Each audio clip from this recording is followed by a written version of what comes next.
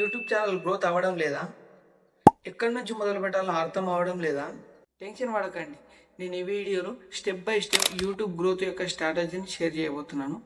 ఈ రకమైన స్టెప్స్ మీ యూట్యూబ్ను తొందరగా గ్రో చేయడానికి సహాయపడతాయి. వ్యూస్ అండ్ సబ్స్క్రైబర్స్ పెంచుకోవడానికి ఇది మాత్రం బెస్ట్ ప్లాన్. ఇది ఒకటే. స్టార్ట్ చేద్దామా?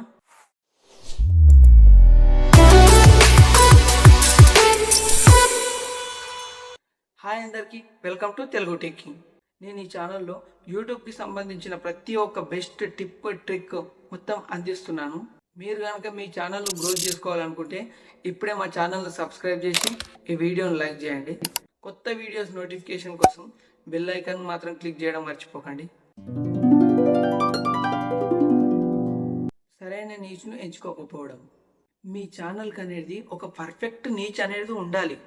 మీకు ఇష్టమైంది మరియు ఎక్కువ మంది సెర్చ్ చేసే నీచ్ను మీరు ఎంచుకోవాలి. మీరు యూట్యూబ్ సెర్చ్ లేదా గూగుల్ ట్రెండ్స్, ట్యూబ్ బడీ లాంటి టూల్స్ని ఉపయోగించి ఏ టాపిక్ ఎక్కువ ట్రెండింగ్లో ఉన్నదో తెలుసుకోవచ్చు. మీకు ఏ టాపిక్ పైన ఇంట్రెస్ట్ ఉండి ఏ టాపిక్ ఎక్కడ ట్రెండ్లో ఉందో దాన్ని సెలెక్ట్ చేసుకున్నారనుకో, ఒక క్లియర్ నీచ్ అనేది మీకు ఒక అవగాహన వస్తుంది.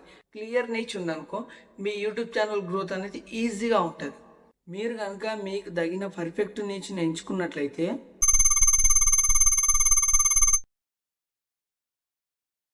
తర్వాత అనేది వీడియో ప్లానింగ్ అనేది చాలా ముఖ్యం.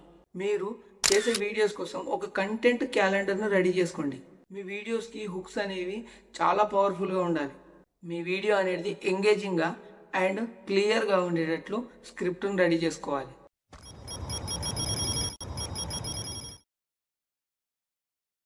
ఈ యూట్యూబ్ ఎస్ఈఓ అనేది మీ వీడియోకి వెన్నుముక్కలాగా పనిచేస్తుంది. యూట్యూబ్ ఎస్ఈఓ అనేది మీ వీడియోకి అప్లై చేయకపోతే యూట్యూబ్లో మీ వీడియో ఎక్కడ కనిపించదు. మీరు మీ వీడియో ఎస్ఈఓ కోసం reach keywords, titles and description and tags వాడాలి. యూట్యూబ్ ఎస్ఈఓ కోసం ఆన్లైన్లో చాలా ప్లాట్ఫామ్స్ ఫ్రీగానే ఉన్నాయి. అందులో మెయిన్ ఇంపార్టెంట్ వచ్చేసి విడైక్యూ లేదా ట్యూబ్ బడీ లాంటి ఎస్ఈఓ టూల్స్ను వాడాలి. ఈ రకమైన టూల్స్ మీ వీడియో యొక్క ఎస్ఈఓకి హెల్ప్ చేస్తాయి. క్యాప్షన్స్ మరియు అట్రాక్ట్ థంబ్నెయిల్స్ వాడడం మాత్రం అస్సలు మర్చిపోవద్దు.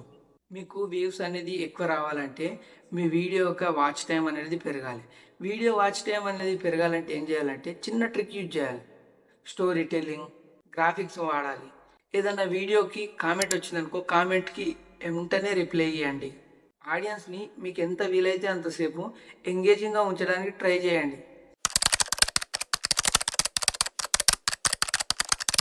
కంటెంట్ కన్సిస్టెన్సీ ఒక క్రియేటర్కి చాలా ముఖ్యం.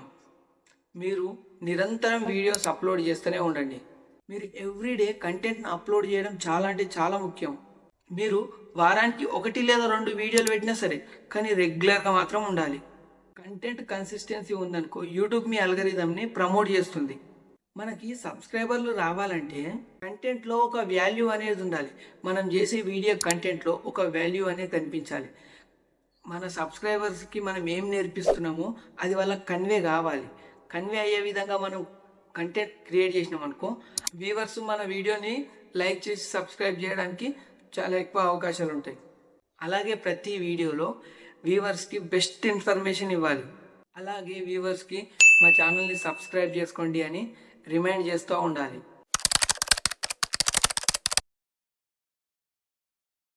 యూట్యూబ్ ఎస్ఈఓని పట్టించుకోకపోవడం వల్ల మీ వీడియో అనేది సెర్చ్ లిస్ట్లోకి రాదు. ఎవరికైనా అవసరం అయ్యి మీ వీడియోని సెర్చ్ చేద్దామన్నా సెర్చ్ లిస్ట్లోకి యూట్యూబ్ ఎస్ఈఓ లేనిది రాదు.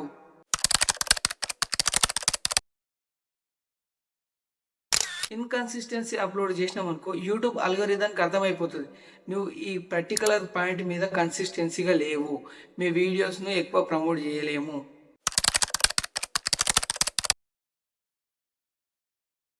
And attractive thumbnails and title use చేయకపోవడం. మీ వీడియోకి తల, తోక, మొండెం లేనిది ఎవరైనా చూస్తారా? దానికి ఒక తల, తోక, ముఖం పెట్టి మంచి అట్రాక్టివ్గా తయారు చేస్తే మీ వీడియోస్ని ఎవరైనా చూడడానికి ఇష్టపడతారు. మీరు ఆడియన్స్తో ఎంగేజ్ కాకపోతే వాళ్ళు మీ కంటెంట్ని ఎలా ఇష్టపడతారో మీ ఛానల్ని ఎలా సబ్స్క్రైబ్ చేస్తారు? మీరు మీ ఆడియన్స్ని ఎక్కువగా ఎంగేజ్లో ఉంచడానికి ట్రై చేయండి. మీ యూట్యూబ్ ఛానల్ కోసం మీకు ఏమైనా డౌట్స్ ఉంటే కింద కామెంట్లో రాయండి. ఆ కామెంట్ పైన ఒక వీడియో చేసి మీకు పూర్తిగా ఎక్స్ప్లెయిన్ చేస్తాను. ఈ వీడియో మీకు యూస్ఫుల్ అయినట్లయితే వీడియోని లైక్ చేసి ఛానల్ని సబ్స్క్రైబ్ చేసి వెళ్ళండి. బెల్ ఐకాన్ మాత్రం నొక్కడం మర్చిపోకండి. నెక్స్ట్ వీడియోలో కలుద్దాం.